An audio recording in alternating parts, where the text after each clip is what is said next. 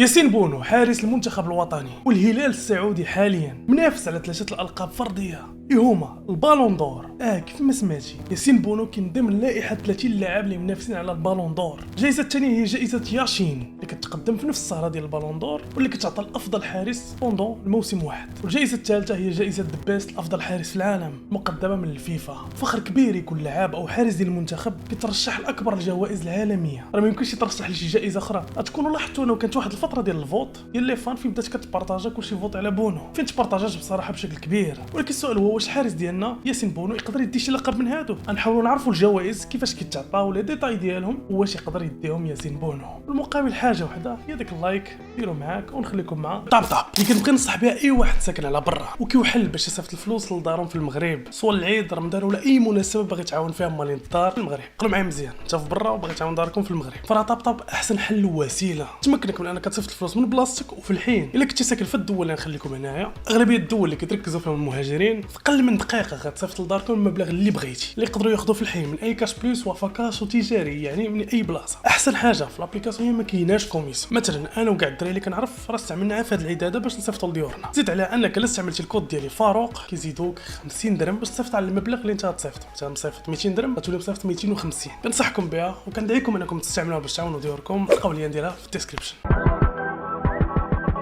ديكاس اي واحد مشاهد وما عندناش مع الكسالى. نبداو بالبالون دور بما ان الحارس ديالنا منافس على 2 جوائز في السهره ديالو. البالون دور كتعتبر افضل جائزه فرديه في العالم فين حلم اي لاعب يربحها. حتى كتعطى من 1956 كل عام بدون انقطاع من غير العام ديال كورونا. كتعطى من طرف المجله الفرنسيه فرانس فوتبول. للعلم راه شحال هادي ما كانش على البالون دور، بل كانت حتى واحد جائزه اخرى مهمه كانوا كيتنافسوا على اللعابه كتعطى من طرف الفيفا سميتها فيفا وورد بلاير. في 2009 حيدوها ولا اندمجوا بجوج البالون دور وفيفا وورد بلاير باش يعطيو جائزه وحده عندها قيمه كبيره اللي بقات سميتها البالون دور. ولكن الفيفا وفرانس فوتبول يعاودوا يتفرقوا عاوتاني في الفيفا تمشي تكري جوائز ذا بيست وغيبقى البالون دور على حاله. داكشي علاش تكونوا لاحظتوا بداو كيتعطيو جوائز ذا بيست من 2016. في الاول البالون دور كان كيتعطى على اللعابه الاوروبيين، وهذا هو اكبر سبب علاش مثلا مارادونا وبيلي ما عندهم حتى شي بالون دور. الجائزه غتبقى تعطى على الاوروبيين اللي كيلعبوا في اوروبا حتى 1995، فرجعوها كتعطى لاي لاعب كينشط في الدوريات الاوروبيه. وفين كان اول لاعب غيكسر هذه القاعده ديال اللعابه الاوروبيين هو جورج ويا في ربح البالون دور ديال 1995 بعد ما كان كيلعب في البي اس جي، وفي نفس الموسم مشى لاي سي ميلان كاول والافريقي الوحيد اللي دى هذه الجائزه. من باي ذا واي جورج ويا القصه ديالو غريبه، من بعد غيولي هو رئيس ليبيريا بما انه ولا عنده منصب سياسي. داكشي علاش ما كايناش الكارطه ديالو كايكون في الفيفا. حيت الفيفا الا كنتي توليتي شي منصب سياسي كيحيدوك الكارطه ديالك ما كتبقاش. يمكن تا روماريو ما عندوش. المهم البالون دور افضل جائزه في العالم فين اكثر لاعب عمرو الدافع هو ميسي ب7 ورونالدو ب5. ندويو على النسخه الحاليه اللي فيها الحارس ديالنا ياسين بونو. للعلم الحفل ديال البالون دور ما كيتعطاش فيها على البالون دور، كاين عده جوائز اخرين اللي هما 7 بالضبط. جائزه كوبا اللي كتعطى لافضل لاعب شاب تحت 21 عام، جائزه سقراطيس اللي كتعطى لاكثر لاعب ساهم باعمال خيريه في ذاك العام، جائزه جيرد مولر اللي كتعطى لافضل مهاجم في العام، جائزه ياشين واللي حتى هي منافسه على ياسين بونو اللي كتعطى لافضل حارس مرمى في ذاك العام، جائزه كلاب اوف ذا يير اللي كتعطى لافضل نادي ذاك العام، جائزه البالون دور النسوي وجائزه البالون دور اللي كنا عارفين اللي كتعطى للذكور. فيما يخص بالون دور اللي هو افضل جائزه واللي الحفل مسمي على سميتو كيتباص على 3 لي كريتير باش يختاروا الفائز، عكس ذا بيست. فرا ذا بيست عندهم دي كريتير اخرين غنتعرفوا عليهم. اولا البالون دور كيتجاجي الموسم كامل ملي كيبدا حتى كيسالي، اي من شهر 8 حتى شهر 6، وفيه كل لاعب كيحكموا عليه ب3 لي كريتير اللي هما القاب اللي دى اللاعب وشحال ساهم فيهم، طريقه لعب اللاعب اي الموهبه اللي عنده، الفير بلاي اي الروح الرياضيه اللي عنده، وثالثا المسيره ديال اللاعب. بين بونو منافس على الجائزه مع 29 لاعب اخرين، ولكن في بوست حراسه المرمى كاين هو ايميليانو مارتينيز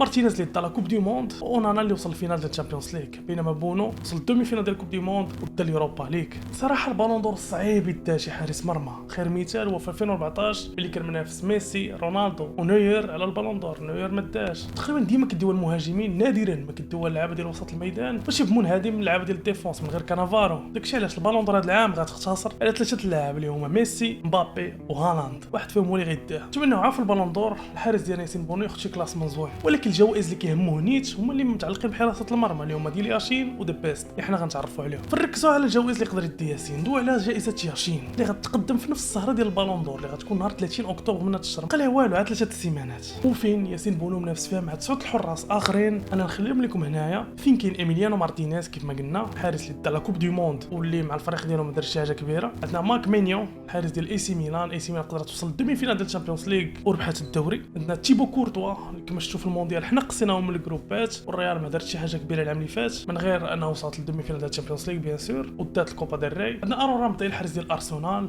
واللي كانوا على شويه ما يديو البريمير ليغ. عندنا ياسين بونو الحارس ديالنا بيان سور راكم عارفين شنو دار في المونديال، وكنا عاقلين في الويتيام كيفاش لعبت التصبونيه سورتو في بينالتيات حبسهم كاملين ما خلاتو غادي تماركا مع الفريق ديالو سيفيا حتى هو وصلوا حتى الفينال ديال اوروبا ليغ وداه بينالتيات كان هو السبب الاول انهم يديوها. عندنا اندري اونانا اللي وصل الفينال ديال الشامبيونز ليغ ومع الكاميرون في المونديال ما دارش شي الكبير بل انسحب من المعسكر نوض صداع. دومينيك ليفاكوفيتش الحارس ديال كرواتيا واللي كيلعب في نيرباتشي اللي كان سبب اكبر ان كرواتيا تقصي البرازيل، ولكن مع الفريق ديالو كيلعب في تركيا وكرواتيا تقصات من الدومي فينال، يعني ما دارش شي حاجه اكثر من بونو. عندنا مارك اندري تير شتيغن كنا شفنا انه ما كيحبسش المنتخب كيحبس نوير مع البارسا صراحه كان كيحبس بشكل خيالي في لا ليغ. عندنا ايدرسون اللي ربح الشامبيونز ليغ وكان كيحبس البرازيل ولكن تقصات مع كرواتيا في المونديال. وعندنا بغيس سامبا الحارس ديال لينس اللي ربحوا الدوري الفرنسي. دونك هما المنافسين ديال بونو في جائزه ياشين. في صراحه شي كراي شخصي كي موضوعيا راه بالنسبه ليا ياسين بونو هو اللي كيستاهل فيهم كاملين، نتمنى تكون من نصيبه. فين نذكركم الحفل غيكون نهار 30 من هذا الشهر. اما الجائزه الاخرى فهي جائزه ذا بيست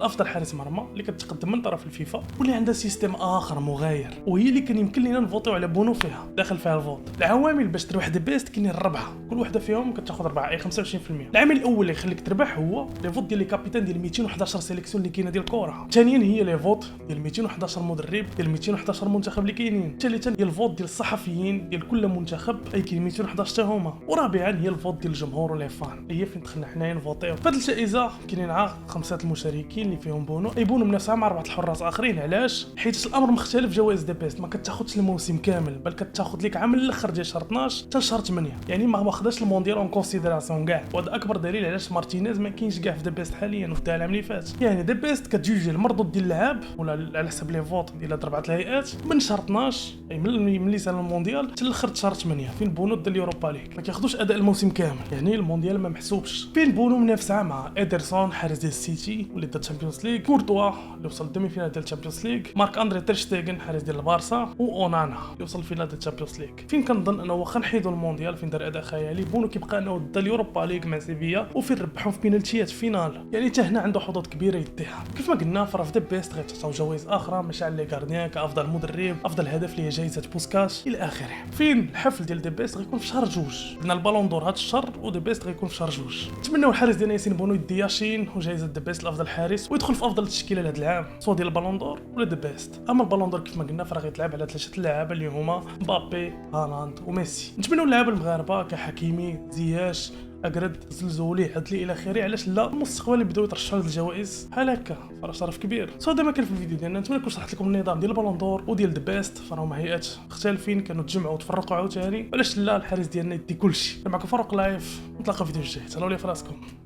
كتقول لي مي امور كنقول لها كارينيا عمري شفت شي تشيكا بحالك هكدا ونية ما كرهتش انا وياك كبيبي نديرو منين يا بنادم جاري معنا في حالنا تزاد في كينيا.